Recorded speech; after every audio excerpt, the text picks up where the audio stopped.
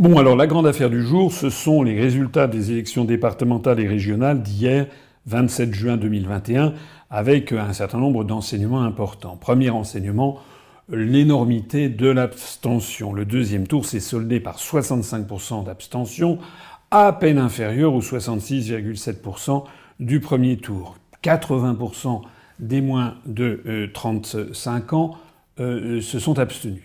Ça veut dire qu'on peut estimer qu'il y a quand même une véritable entrée en dissidence de 2/3 des Français par rapport à leur système électoral, ou du moins par rapport aux élections régionales dont les enjeux ne sont pas perçus. Parce que le moins qu'on puisse dire, c'est que nous avions eu les oreilles rebattues pendant une semaine du fait qu'il fallait aller voter. Il y a donc une volonté des Français de ne pas aller voter. Le deuxième enseignement, c'est quand même la déroute absolue du parti du président de la République. Macron a été désavoué comme jamais dans l'histoire de France un chef de l'État ne l'a été. Les médias ont tendance à passer ça un petit peu sous le tapis, mais c'est quand même l'enseignement numéro 2 après l'abstention. 96,5% des Français ont refusé d'aller voter au premier comme au deuxième tour en faveur d'une liste du président de la République de En Marche, qui n'a recueilli que 3,5% des inscrits et 0 région. Le troisième enseignement, alors lui, il a été plus médiatisé, c'est la débâcle également du Rassemblement national, qui a fait moins bien que lors des élections antérieures, les mêmes élections régionales. Le Rassemblement national, on lui prêtait jusqu'à un gain qui pourrait aller jusqu'à 5 régions, il en a 0. Et le score obtenu par Thierry Mariani en région PACA est quand même assez cinglant et très loin de ce qui était anticipé. Alors ça veut dire quoi? Ça veut dire que cela plaise ou que cela ne plaise pas, c'est un fait qu'au deuxième tour, il y a un réflexe des Français pour faire barrage au Rassemblement national. Rappelez-le-vous, pour 2022, si Madame Le Pen est au deuxième tour, c'est son concurrent qui sera forcément élu. Alors, les autres résultats, c'est quoi? D'abord, c'est qu'il y a eu une prime générale aux présidents sortants. Tous les présidents sortants ont été réélus, du moins en métropole. Il y a l'exception de l'île de la Réunion. Mais en métropole, tous ont été réélus. Parce que tout simplement, ce sont des électeurs les plus âgés qui sont allés voter et qui sont allés voter pour ceux qu'ils connaissaient.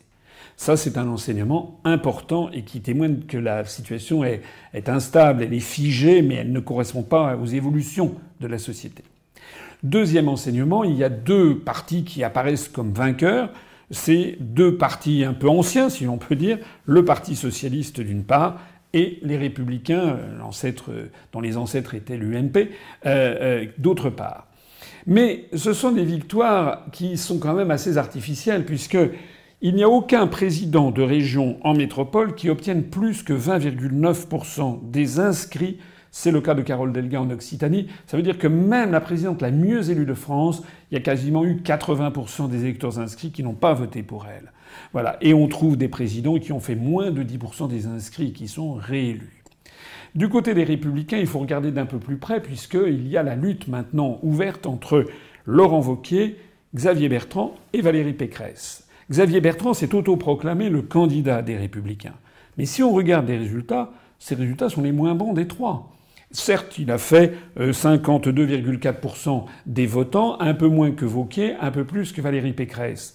Mais En Marche, c'était désisté pour lui. Alors que, en région Auvergne, Laurent Wauquiez avait battu d'emblée la liste En Marche, qui n'avait pas pu franchir le deuxième tour. Et en région Île-de-France, Valérie Pécresse s'est retrouvée seule contre tous. Elle avait à la fois une liste de M. Bardella, du Rassemblement national, et elle avait également des listes de En Marche et une liste de la gauche. À propos d'ailleurs de la gauche, elle fait une contre-performance extraordinaire, avec 33% des votants, mais seulement 11% des inscrits. Je rappelle que la gauche, en 2015, avec Claude Barthelone, au deuxième tour, avait fait 23% des inscrits. Donc la culture woke, ça ne marche pas. Alors, au surlendemain du désastre des élections régionales pour le camp Macron, on est quand même frappé de constater des choses vraiment surprenantes. Premièrement, Macron relance, semble-t-il, la réforme des retraites, qui serait réduite d'ailleurs à une seule et unique mesure, qui serait l'allongement de la durée de l'âge de départ à la retraite à 64 ans. C'est une mesure tout à fait injuste, tout à fait choquante, parce qu'il y a des personnes qui ont commencé à travailler beaucoup plus tôt que d'autres. C'est une mesure d'ailleurs qui est incompréhensible sur long terme, compte tenu du fait que les personnes qui ont plus de 50 ans, il y a un nombre d'inactifs, de gens qui sont en pré-retraite considérable. Ça ne va pas non plus avec le fait qu'il y a au moins 10-12% de taux de chômage en France, et encore ne parle-t-on que du taux de chômage officiel. Rallonger l'âge de départ à la retraite n'a qu'un seul intérêt en définitive, c'est une économie de trésorerie sur 1 an ou 2. Il paraît que ce serait à la demande de l'Union européenne pour obtenir les fameuses subventions européennes dans le plan de relance. Moi, ce que je sais, c'est que si Macron voulait vraiment se représenter, il ne relancerait pas une pareille opération qui va lui valoir un nombre d'opposants considérable, alors que nous ne sommes qu'à 10 mois de l'élection présidentielle. La deuxième chose qui ne va pas, c'est que M. Macron a fait savoir, dans le magazine Elle, ce qui est quand même assez extraordinaire, qu'il ne changerait pas de Premier ministre. Alors que En Marche n'a obtenu que 3,5% des inscrits, il conserve le même Premier ministre. Ça donne l'impression d'une gestion extinctive de son mandat de 5 ans. Ça ne va pas, ça ne colle pas. Puis la troisième chose, c'est qu'il n'a rien trouvé de mieux à faire que d'aller rencontrer M. Xavier Bertrand dans le Nord, devant les caméras, M. Xavier Bertrand à qui il a fait un clin d'œil et qu'il a félicité. On ne va pas féliciter, faire un clin d'œil devant les caméras à celui qui pourrait être son principal opposant. Tout donne à penser donc que M. Macron a d'ores et déjà dans sa tête l'idée de ne pas se représenter.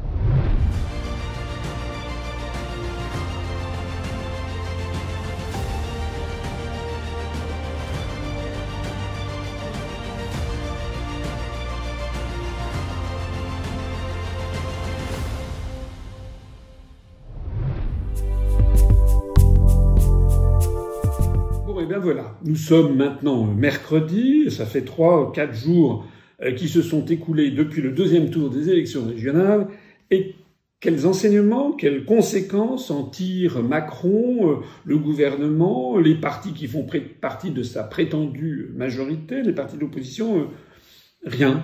On continue comme si de rien n'était. Voilà, la presse d'ailleurs titre simplement, après le couac des régionales, c'est pas un couac, c'est un désastre, mais la presse titre sur le couac. Alors nous, on veut tirer les conséquences. Et de ce point de vue, j'ai noté avec beaucoup d'intérêt et de satisfaction une tribune qui a été publiée dans le journal Le Monde par un historien, André Larané, qui explique que s'il y a une abstention aussi historique, on n'avait jamais vu ça au niveau national, 2 Français sur 3 qui ne sont pas allés voter, c'est fondamentalement parce que les régions ne servent à rien. Alors moi, je suis d'accord avec ça, et j'en suis d'autant plus d'accord que dans le programme présidentiel que j'avais présenté il y a 5 ans, déjà nous disions qu'il fallait supprimer les régions. Pourquoi est-ce que nous disons ça? Parce qu'en fait, il y avait des provinces de l'Ancien Régime qui ont été supprimées en 1790 lorsqu'ont été créés les départements. Et la France a très bien vécu de 1790 jusqu'à 1986, c'est-à-dire pendant quasiment 2 siècles, sans avoir de région. Sous l'occupation, Pétain, en 1941, avait créé des régions et qui ont été supprimées dès la Libération. Pétain avait fait ça sous influence allemande. Les régions ont été recréées en 1972 par Pompidou, sous pression des européistes, mais seulement sous forme d'établissements publics administratifs. C'est Mitterrand qui, en 1981, a transformé ça en collectivité régionale de plein exercice avec une assemblée parlementaire des régions, et c'est ça, 1758 nouveaux conseillers régionaux. Ça nous coûte des fortunes. Ça nous coûte des millions, des dizaines de millions, des centaines de millions d'euros. Ce que nous proposons à l'UPR, c'est justement de supprimer cet échelon, de renforcer les départements et les communes et de faire des quantités d'économies pour les Français. Bonjour, alors la grande affaire du moment, semble-t-il, pour les médias et les instituts de sondage, c'est de tout faire pour promouvoir Xavier Bertrand. J'ai déjà signalé que, je ne sais plus quel journal indiquait qu'à l'Élysée, on était très inquiet de la montée de Xavier Bertrand. On voyait se développer une Bertrand mania. Bertrand mania, vous en avez vu? Moi, je vois surtout des Français qui en ont absolument par-dessus la tête de l'affaire de la Covid-19, des Français qui sont fatigués, des Français qui ont envie de partir en vacances, de se reposer, et pas du tout qui ont envie de s'intéresser à l'élection présidentielle.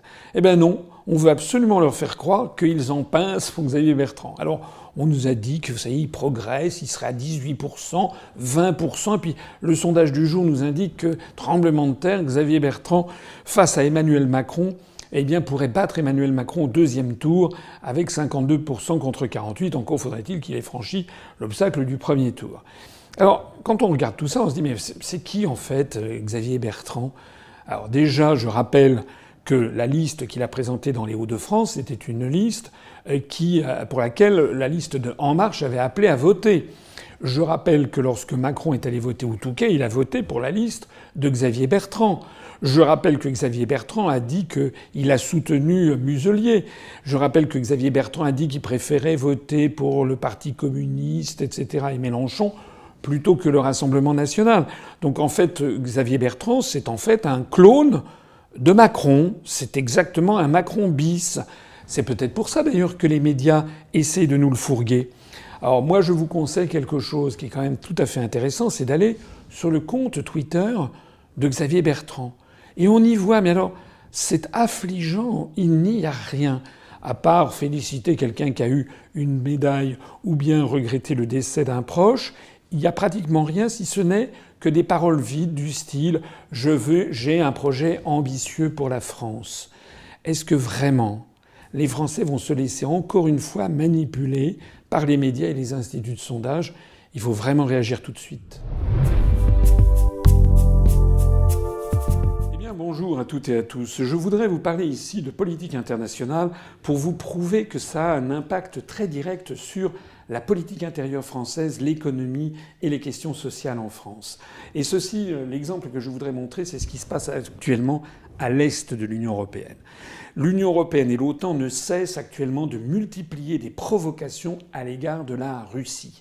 On a vu déjà des navires anglais et néerlandais venir en mer Noire, tout près des frontières des côtes de la Crimée. On a appris hier que des avions Sukhoi, russes avaient pris en chasse, regardez, un avion de reconnaissance américain P-8 Poséidon qui frôlait l'espace aérien russe en mer Noire. Et non d'une pipe. Qu'est-ce qu'on dirait les Américains et qu'est-ce qu'on dirait nous s'il y avait des avions de reconnaissance russes qui survolaient l'espace aérien américain ou qui le frôlaient, et s'il y avait 5000 soldats et 30 navires russes et chinois qui étaient à quelques kilomètres des rivages de la Floride et du Texas dans la mer des Caraïbes. Ce qui est grave, c'est que tout ceci risque de nous mener très très loin et même, pourquoi pas, jusqu'à une guerre générale. Il y a aussi un autre exemple, c'est l'affaire de la Biélorussie. L'Union européenne a pris fait et cause pour un dissident qui a été arrêté par les autorités biélorusses alors qu'il était dans un avion qui survolait le territoire biélorusse. Du point de vue du droit international, c'est assez contestable en effet. Mais la conséquence, c'est quoi? La conséquence, c'est que Loukachenko, le président de Biélorussie, a décidé d'ouvrir grand la porte des migrants irakiens vers la Lituanie. La Lituanie, c'est un pays membre de l'Union européenne. L'an dernier, ils avaient reçu 80 migrants venus d'Irak à travers la Biélorussie. Depuis le début de cette année, ils en sont à 1300. Il ne faut pas s'étonner ensuite, après, de voir un afflux de migrants irakiens venus du Moyen-Orient via la Russie et la Biélorussie qui vont déferler en Europe. Tout ça pour dire qu'avant de prendre fait et cause pour les uns ou pour les autres, il faut bien réfléchir au coup d'après. La vie internationale, c'est une espèce de partie d'échecs. Et malheureusement, nous avons des piètres joueurs à l'Élysée.